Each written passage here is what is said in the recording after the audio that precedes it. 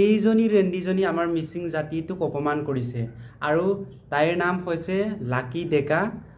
এইজনীয়ে কৈছে যে আমাৰ মিচিং জাতিটোক উদৰণি কৰিবৰ কাৰণে কৈছে আৰু তোক কৈছোঁ আমাৰ মিচিং জাতিটোৱে তোক কি কৰিলে হা? আমাৰ মিচিং জাতিটোক অপমান কৰিবলৈ ক'ত সাহস পালা তই জান নাই আমাৰ মিচিং জাতি অসমৰ দ্বিতীয় বৃহত্তম জাতি বুলি জান নাই? আমাৰ মিচিং জাতি সহজ সৰল মানুহ আৰু তোমালোকৰ নিচিনা যাতে আবোল তাবোল নবকে।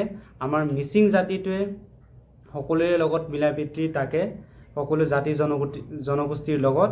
তোমালোকৰ নিচিনাকৈ ছ'চিয়েল মিডিয়াত আহি এইকেইদিনমান আহি নতুনকৈ আহি পিনি ছ'চিয়েল মিডিয়াত বেলেগৰ জাতিটোক অপমান কৰিব, বেলেগৰ জাতিটোক গালি গালাজ কৰিব, এনেকুৱা আমাৰ মিচিং জাতি নহয়। আমাৰ মিচিং জাতিটো হৈছে সহজ সৰল মানুহ, সকলো অসমবাসী ৰাইজে গম পায়। আৰু এটা কি কৈছে জানা?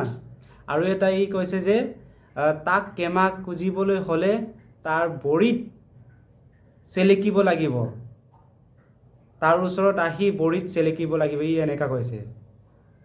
তই কোন হয় তোৰ বড়িত চেলেকিবলৈ হা?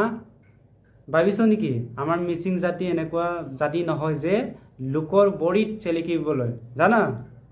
আমাৰ বড়িত আহি পিনি চেলেকিব লাগিব তই। আৰু ছ'চিয়েল মিডিয়াত আহি পিনি বেলেগৰ জাতিক অপমান নকৰিব। তোমালোকৰ নিচিনা 2 নম্বৰী ৰেণ্ডি টকাৰ কাৰণে বেলেগৰ জাতিক, বেলেগৰ জনজাতিক অপমান কৰিবলৈ সাহস পায়। ক'ত সাহস পালা তোমালোকে হা? আৰু এবাৰ যদি এনেকুৱা ভিডিঅ' বনায় আমাৰ মিচিং জাতিটোক যদি অপমান কৰে, মই এজন মিচিং ল'ৰা, যদি আমাৰ মিচিং জাতিটোক যদি অপমান কৰে বাৰে বাৰে, তেতিয়াহ'লে এইটো চাইছ একেবাৰে পৰাই দিম।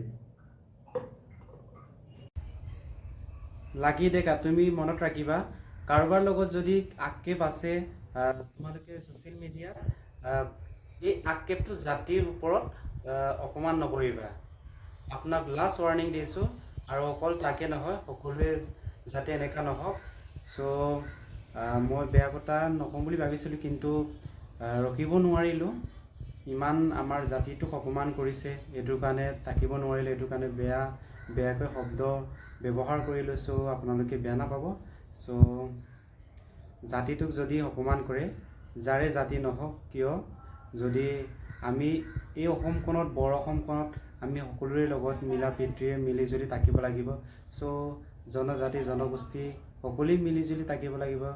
আৰু কাৰোবাক যদি নিন্দা কৰে, কাৰোবাক যদি গালি গালাজ কৰে আৰু বেলেগ জাতিটোক যদি অপমান কৰে, স্বাভাৱিকভাৱে সকলোৱে আপোনাক বেয়াকৈ ব্যৱহাৰ কৰিবই, এইটো নিশ্চিতভাৱে হ'ব।